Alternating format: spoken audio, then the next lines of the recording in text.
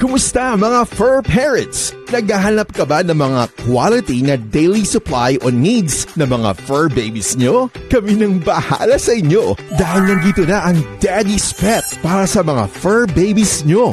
Ang pinaka-quality at pinaka-affordable pet supplies and services in town. We offer all kinds of pet supplies and all kinds of services like pet grooming, pet boarding, pet rehoming, and many more. And of course, andyan na rin ang pet gifts for your special someone. Hatid rin namin ang mga mababait na staff para sa mga fur babies nyo, kaya naman we ensure na safe at comfortable ang mga fur babies nyo. So what are you waiting for, mga ka-fur parents? Daddy's Pet. Affordable na presyo para sa mataas na standard na serbisyo. Visit us now! Welcome to Daddy's Pet Talk. Ikaw ang iyong pet, ang bida dito. Sir, magandang araw po sa iyo, sir. Maaari mo ba mang ipakilala ang iyong sarili at ang iyong pet sa ating mga ka-pet talk? Ako po si Chloe, tapos ito si Spicy. Ay, Spicy. Sir, anong breed ni Spicy po? Maltese Poodle. Ano siya? Bali, ilang years na sa inyo po, sir? 8 years na siya sa akin. Yun, sir. Bali, paano ba kayo pinagtagpo ni Chloe at or napunta sa inyo or tinadhana, sir? Around 2015, nag-breed yung tita ko ng mga pets. Tapos, ayun, parang nagkaroon siya ng excess na, ng mga Maltese Poodle. Kaya binigyan na kami sa... So, naman yun. Nabibigyan, binibigyan lang. Sir, marami bang mga breed yung tita mo na nagbe-breed? Marami po. Iba-ibang uri rin ng mga... Mostly mga Maltese tsaka Shih Tzu. Yun talaga yung ano niya. Pero meron din siya mga Poodle. Sir, maaari niyo bang i-share ang mga struggles na napagdaanan niyo ni Spicy, sir? Struggles naman wala masyado kasi mabait si Spicy. Bata pa lang kasi nabigyan na siya sa akin. So parang na-train namin siya, nagtatatakas sa JTA. Tapos di rin siya mahilig mag-ngat-ngat ng mga, mga bagay-bagay. Kaya hindi siya sakit sa ulo. Pero ayun, tapos di rin siya, ever pa siya nakakagat kahit isa buong buhay. Sobrang bait na yun. Sir Chloe, ano bang napakaswerte niyo sa mga ganyan? Kasi karamihan sa mga nagpipet, yun talaga yung sakit ng ulo niyo yung nangangat-ngat eh. Pero sa inyo, talagang ang bait eh. Siguro talagang napakaswerte nyo at talagang pinagtagpo kayo ni Spicy at ang inyong pamilya na mapunta sa inyo para diba, lalong mapagaan talaga yung buhay. Napakaswerte niya rin po ha. Sir, mapili ba si Spicy sa pagkain? May parang phase siya na mapili siya sa pagkain. Pero pag dati kasi una dog food talaga siya nagsimula eh. Tapos nung nakatry siya ng mga table food, eh parang umarte-arte na siya. Eh kaso parang napapansin namin pangit sa balat niya yung yung table food eh. Kaya bumalik kami sa dog food. Yun, naman siya. So far, pa rin naman siya. Okay pa rin siya sa dog food. Sir, maisingit ko lang pa. Kasi sa mga pets natin, hanggat maaari po, ang gawin lang natin sa mga table food, kumbaga every Sunday lang, wag ka lagi kasi mas mahaba ang buhay ng ating mga pets pag dog food kasi kumpleto po yung vitamins, nutrient na mga omega na 3 and 6 nandun po lahat eh. Kaya inaano ko rin sa mga pet talk natin na hanggat maaari iwasan yung table food eh para rin sa ating mga pets rin po yun. Sir, paano nyo ba napili ang pangalan ni Spicy? Paano nyo naisipan na ipangalang Spicy po sa kanya?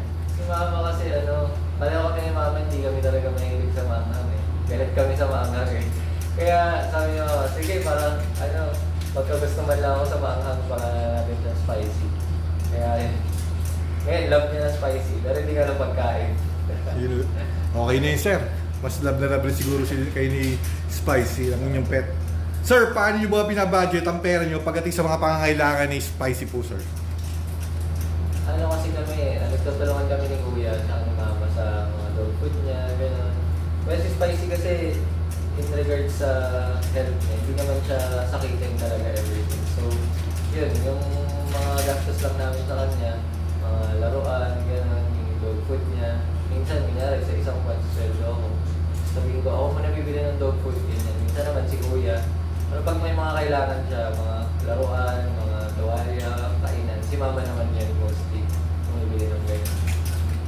napakaswerte nyo talaga kay Spicy kasi sa 10 out of 10 dogs, siyam or 10 ang talagang nagkakasakit, naggangat-ngat ng mga gamit. Sa karamihan rin ng mga na-interview rin po natin, yun din ang sinasabi, ubos ang tsinelas, ubos ang sapatos, ubos yung couch nila, yung talagang nabubutas. Napakaswerte nyo talaga sir kay Spicy po. Sir Chloe, anong po ang favorite banding nyo ni Spicy sir? Baka may share ka dyan. Favorite ko sa kanya yung pag uuwi ka galing, pagod ka galing trabaho, tapos pagdating mo sobrang hyper niya, gano'n. Tapos di talaga siya titigil ang dating sa binubuhat o nilalaro, parang gano'n. Tapos yung yung random energy spike niya, yung bigla ka nilang lalaro, yung bigla po ko rin, parang mga gano'n. Ayun yung paborito ko sa kanya, kasi nakakawala ng pagod. May gano'n talaga sa pet sir eh. Alam mo yun, talagang mapapa-amaze ka talaga sa ating mga pet sir eh. Sir, may work ka na ba? Working. Feeling ko parang ano ko pa lang eh. Mga senior high, mga gano'n eh. Talagang... Sir, kapag may lakad ng pamilya nyo, sinasama nyo ba si Spicy? Halimbawa, papunta kayo sa mall, sa province, out of town, sa mga resort, sa beaches? Actually, hindi eh. Kasi before nagka-aso kami, tapos nilalabas-labas namin siya, nagkaroon siya ng parvo. So parang yun, natakot kami na maglabas-labas. Kaya ito si Spicy, sobrang rarely niya lang makalabas. Kaya kagaya kanina, paghatid ko dito, sobrang hyper niya kasi minsan lang ito makalabas eh. Hindi mo naintindihan yung niya eh, yung nararamdaman niya eh. Kaya yun, mostly sa trauma na rin sa firewall, takot kami maglabas kasi baka may makain na mga Yun nga sir, mamaya mag-share ka ng experience nyo kung ano mga support parents mo about just sa parvo na yan. Babalikan natin yan sir, kasi magandang pag-usapan yan mamaya po. Sir, sa pamilya nyo, may tinatawag na alpha. Yung sinusunod talaga ni Spicy po. Kunyari, 4 kayo nakahilerang magpamilya, tatawagin kung sino yung nilalapitan, di ba? Pero yung talaga yung mostly na nilalapitan niya, sinusunod pag nag-utos yun eh. Sino ang alpha sa pamilya nyo para kay Spicy po? Lahat kami, may kasi kami, tinrain namin siya na may commanding voice kami. Pag naglalaro kami, may gets na naman yun. Pero pag may kunyari, may ginawa siya, hindi maganda. May tono kami na tinrain sa kanya na pag, parang ganun. Yung tono na, alam niyang mali na yung ginagawa niya, sinusunod niya na agad. Pero masasabi ko pinaka-alpha si mama talaga. Kasi pag narinig niya na yung voice nun, ay! Ano na yan, yuyo ko, tapos magmamakaawa kunyari, parang gano'n. Si mama talaga. Sir, yun yung nakaka-amaze sa mga pets natin. Kasi sa akin, ang pets, part of the family, the most important part of the family, na irreplaceable po. Na hindi mo kailangan may mapapalitan. Habang buhay siya sa puso natin, whatever happens. Sila po yung talaga, sa katahimikan, bigla na lang silang magiging lucky mo at mapapasaya ka. Alam mo yun, yung pagmamahal na binibigay nila, nakakatawa po talaga. Sir, Chloe, ano na naman po ang mga bagay na nagbago sa buhay nyo simula nang dumating si Spicy po?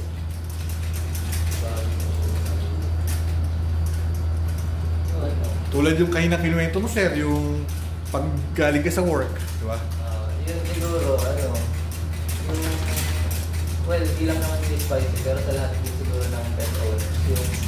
Yun nga, pag may problema ka sa labas ng bahay, parang may kaakibat ka pag uwi eh. Kahit di naman nila naiintindihan yung problema mo, parang gano'n. Pero parang may energy kasi talaga yung pets na i-absorb nila yung bad energy mo eh. Kaya pag uwi ka sa bahay, malungkot ka man, pag nakikita mo sila may ipaglaro, parang ina-absorb nila yung bad energy na nagagaling sa lang. Totoo yan, sir. Proven yan, sir. Talagang may mga bagay na talaga na alam nila eh. Sila yung mga pets na parang baby na 2 years old, 5 years old to 9 years old na nakakaramdam kung ano mga nangyayari sa kanilang mga pamilya eh. Kasi part of the family sila eh. Alam nila kung malungkot at masaya ka eh. Sir, ito, hihingan kita ng message kay Spicy. Kasi 5 to 10 years from now, 13 years old na si Spicy plus 5, 18 years. Sir, anong message mo kay Spicy, Sir Chloe?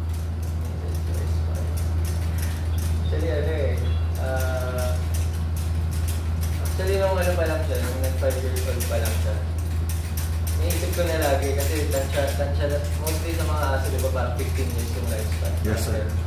Parang naisip ko na agad, parang ayoko dumating sa point na yun na sobrang tandaan nila, gano'n.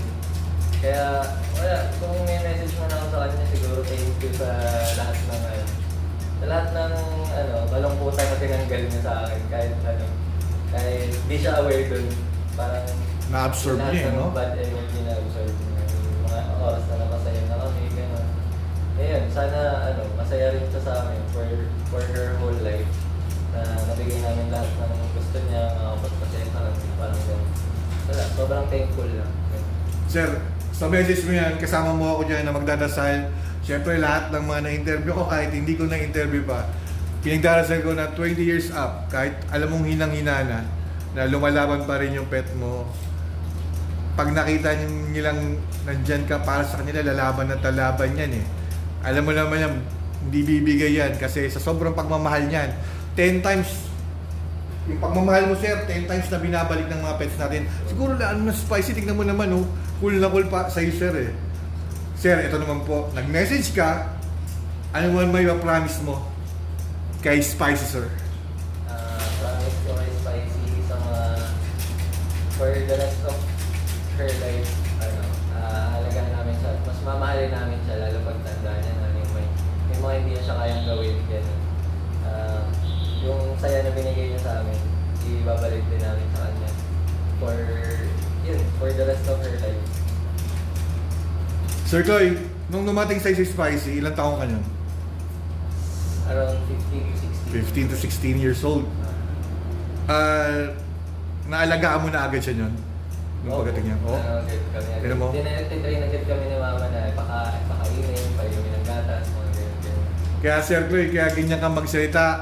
Ganyan ka, parang matandaan ang magsalita eh. Pero alam ko bata ka pa eh.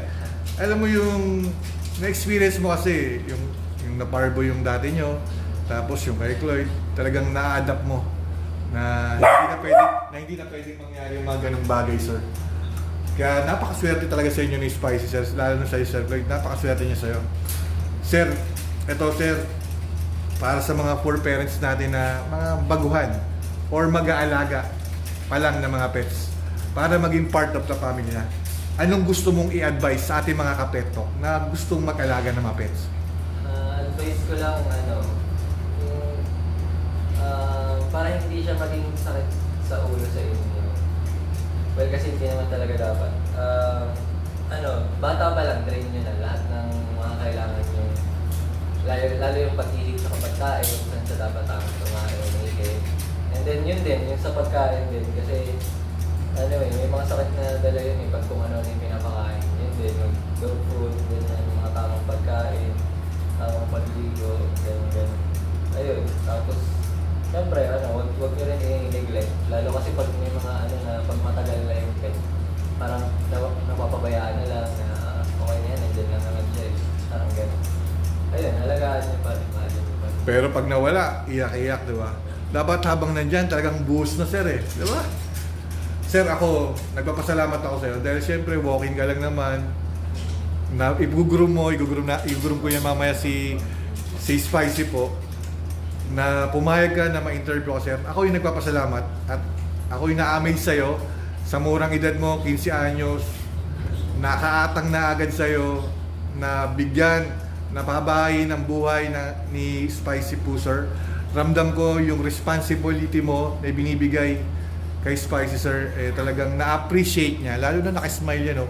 Tandaan natin sir na hindi man niya marunong silang magsalita, pero kung alam lang natin yung ngiti at iniisip nila na sobrang mahal-mahal nila tayo. Sir, dito sa Daddy's Pet Talk, maraming salamat and Godspeed always po. Sir Chloe, baka pwede ka mag-shoutout sa mga kapetok natin or sino gusto mong pasalamatan. Shoutout ka sir, alam mo naman, ipopost natin ito sa YouTube. Medyo napaluha ako doon Yes sir. Siguro shoutout kay mama kasi siya yung nag-insist na mag-aso ulit kami. Tapos siya rin yung nag-guide sa amin para mahalin at alagaan. Kaya yun, shoutout kay mama. Sure ako, papanoorin niya ito. Ito, talagang Taas na kamay ko sa'yo, sir. Sa mga manonood ng Daddy's Pet Talk, please like, share, and subscribe.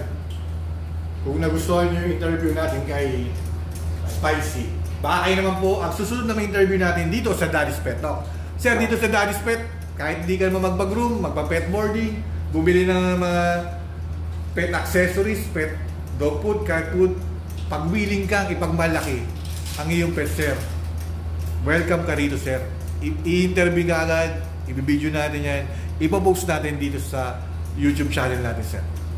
Sir Cloyd and Baby Spicy dito sa Daddy's Pet Talk. Kayo ang bida! Sir Cloyd, maraming salamat po. Thank you, Sir Cloyd. Thank you so much.